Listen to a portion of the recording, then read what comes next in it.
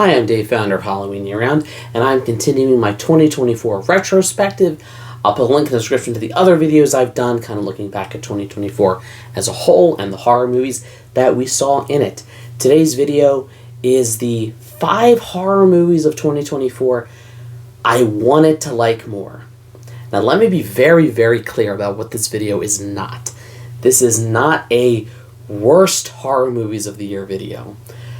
I used to do kind of like, oh, these are my favorite and least favorite. I've kind of gotten away from that because number one, it's really subjective. Number two, I think if you were going to do like the worst, it's easy to pick on like really low budget movies that didn't have the resources, and it's equally easy to like, not that they're horror movies, but like how easy is it to be like, oh, the worst movies are Madam Web and Morbius or whatever. Like, it's low hanging fruit, and I feel like there's not really a thoughtful analysis that goes along with them. It just kind of feels like dogpiling.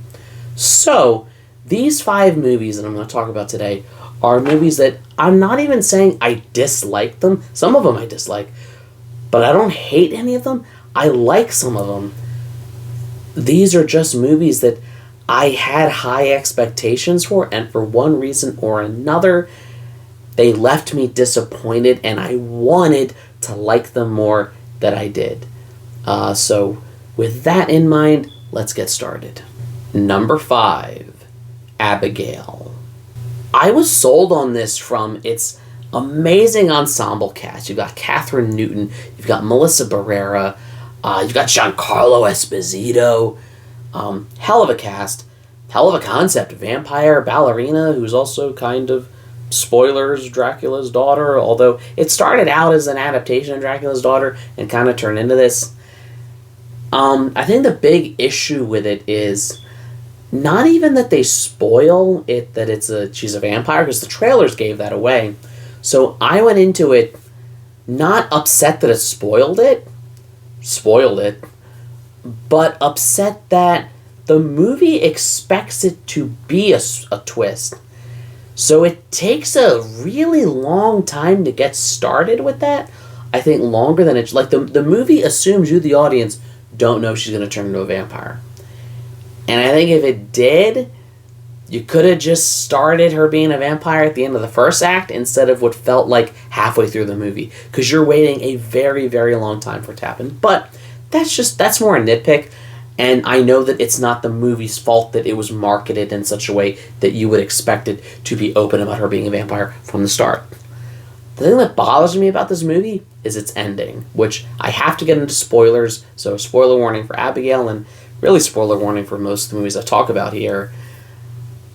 I really didn't like how it felt like a cop-out that Abigail teams up with Joey at the end against the other guy, and ultimately against her father, who is all but named Dracula, because it felt like the movie was like, okay, well, we don't want Abigail to kill everyone because Joey's our likable protagonist. We don't want her to kill her. But we also don't want to have them kill, even though she's like a centuries-old vampire, we don't want it to depict what a child being murdered on screen. Even if it's a vampire, even if we know the character is hundreds of years old, obviously she's being played by a real-life child actor. And I'm like, you don't have the guts to do that? So instead, you're just going to be like, well, they have to team up at the end, and then that's how we can have our cake and eat it too. And I kind of lost respect for the movie from doing that, especially since not that long before this, I saw Immaculate, which did very much go for it and do things. I'm like, oh my God, are you really doing that? And the movie was like, yeah, I am, hold my beer. So I feel like it was a cop-out, and it left me with a very sour taste. Like, this movie was like, yes, it's a larger budget studio movie, and I'm like, that's why I like the Terrifiers, because they can do whatever they want, whereas this movie, I guarantee you, I'm not saying they were considering having an ending where she kills Abigail, but I think if they were, some studio exec was like, well, we can't do that. And it robs Abigail of the potential it could have been. Number 4, Trap. Alright, let's be honest. When you have M. Night Shyamalan, you know it's going to be hit or miss. Now, I really liked Split. I was really frustrated by Glass. I thought Old was decent and interesting. I liked Knock at the Cabin more than Old. So Trap, going into this, I knew it was going to be a toss-up. And here's the thing. I love the setup. What a cool premise. What a cool, like, we have our killer, boxed into this situation, and how's he going to get out of it? And it's this tense thriller that, like, you don't know what he's going to do. You don't know who he's going to take hostage, who he's going to kill, there's no limit to what he might do.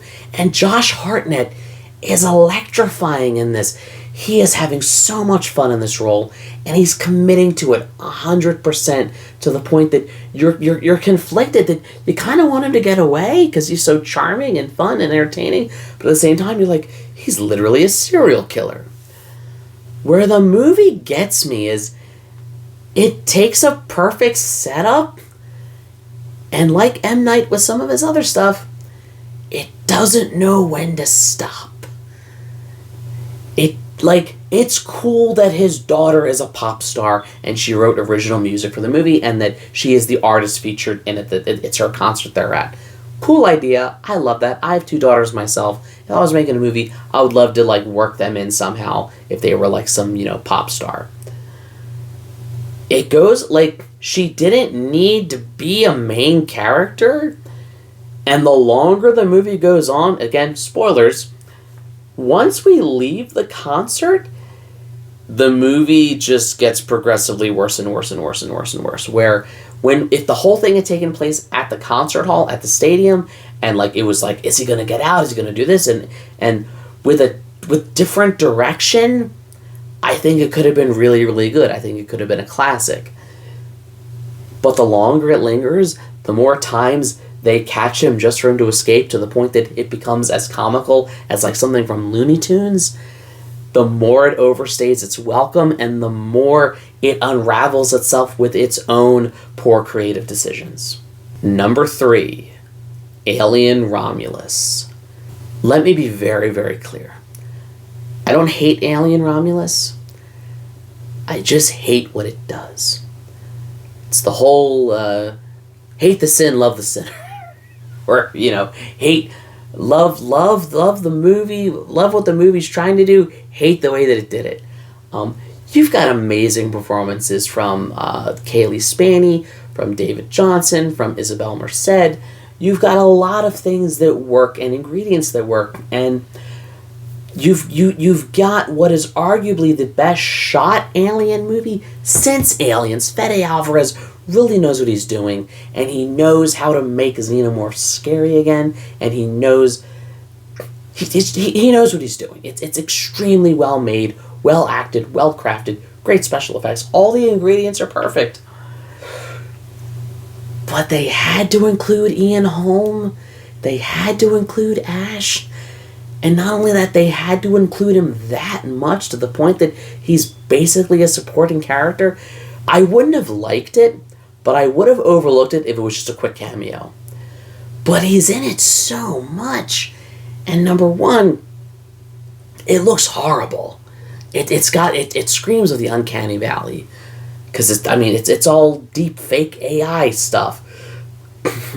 And number 2, it frustrates me on a moral ethical level, because while yes, I understand they got the permission, I understand that his widow signed off on it and said, he would have loved this and all that, we still cannot know with certainty whether Ian Holm would have agreed to the movie. And it ultimately reveals that unless an actor was unless they died while making the movie, say Paul Walker with Furious 7, you can't say with certainty they would have consented to their image being used or recreated for a movie. And so there's just something kind of icky and unethical about it to me, that yes, this is far from the worst example of this being done, and it's done in a respectful way, but I don't like how slippery a slope it is. So that really bothers me about it. And everything from his line about, I won't lie to you about your chances, but you have my sympathies, to our android saying, "Get away from her, you bitch."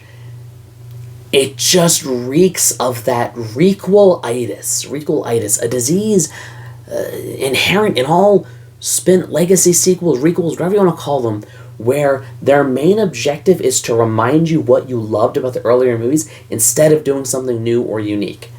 Is this a better put together movie than Prometheus? Yes.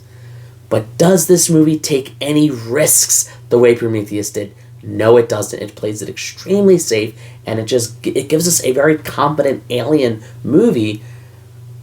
But at the end of the day, it just feels like fan fiction. It's well-made fan fiction, but that's all that it really is. Number 2, Maxine. I adored X and Pearl, and the fact that like they made them secretly back to back, and then we found out, oh, you're doing a third one? You're doing a final entry? Oh, and it's going to be a Giallo movie? Everything about the setup of this movie, I really, really like. On paper, I love what this movie tries to be. It's set in that like seedier version of 1980s Hollywood. The version of the 80s you rarely see, not the neon popping Stranger Things version, but the dark, seedy underbelly version. I love that it does that. I love that it goes full Giallo. I love all the references to like other movies, and it's got the Psycho House. It's got her making a movie. I love Kevin Bacon, and basically any scene that he's in, I think he steals the movie. But I feel like it's number one. This movie is trying to do too many things at the same time. It's trying to be about her making the movie. It's trying to be about the Giallo case. It's trying to be about her, again, spoilers, reconnecting with her father, and he's doing his snuff film, and his church is behind the moral panic of the 80s and all that. There's so much going on in it that I think it gets in its own way, and it completely falls apart in the third act, because why did the killer have to be her dad? The fact that he's shown at the beginning of that flashback, it's going to be him, and the whole time you're hoping, please don't let this be the twist, because it's so obvious. Please do something different. Please do something. Oh, you're not doing something different, and you're just ending on a generic shootout? You can tell that the first two movies, X and Pearl, were made with creativity and passion, and I think by the time he got to Maxine, I think Ty West was starting to run on fumes, and it shows a little bit. Again, I don't dislike the movie. There's a lot that I do like about it, but it falls victim to that third movie curse. And finally, number 1, The First Omen. This movie made me really mad.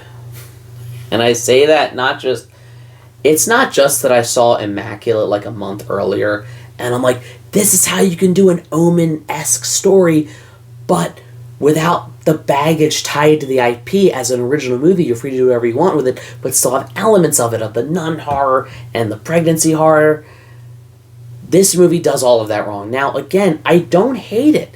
There's a lot to love about this movie. I love the 70s aesthetic. I love how Ralph Ineson genuinely feels like the reincarnation of Patrick Troughton, down to the voice. He's perfect as Father Brennan. I love the rest of the cast. I love Nell Tiger Free. I've been a fan of hers ever since Game of Thrones and the M. Night Shyamalan series Servant. She's great in it. She's a great lead. Yes, I love the Omen. The scene of Damien's birth where they start chanting Ave Satani. Yes, that evokes the horror boner in me, for lack of a more eloquent term. But you know what this movie does also? It messes with the continuity of what is probably my second or third favorite horror movie of all time. Again, spoilers for this, but number 1, we knew that Damien's mother was a jackal. No, she's not. She's a normal human nun. We know from the original Omen that Father Brennan was present for the birth. No, he wasn't. And we randomly had this going full prequel-itis where Damien has a twin sister so they can bring her back in a later sequel, and they go so far as to have a post-credit scene to reveal Father Brennan showing up like it's a freaking Marvel movie. It does everything that frustrates me about modern filmmaking. And not just that. It's not just that it breaks the continuity of the original Omen. Yes, I'm a nitpicker. Yes, it's hard for me to get over that, but I don't expect general audiences to get over that. What really frustrates me about this movie is its internal logic makes no sense. So you have this sect of nuns and priests, this order, so to speak, that they believe turning to Satan and allowing the Antichrist to be born is the only way to bring people back to the church. So it's sort of like a Thanos, where it's like, I take no pleasure in doing this, but it must be done. It is a solemn act that must be done. Okay, I'm on board for that. Machiavelli, ends justify the means. I have to do evil to bring about good. Fine, whatever. Why are they basically worshiping Damien when he's born? Why are they regarding him like their god, when the whole reason they're doing this is so that their god,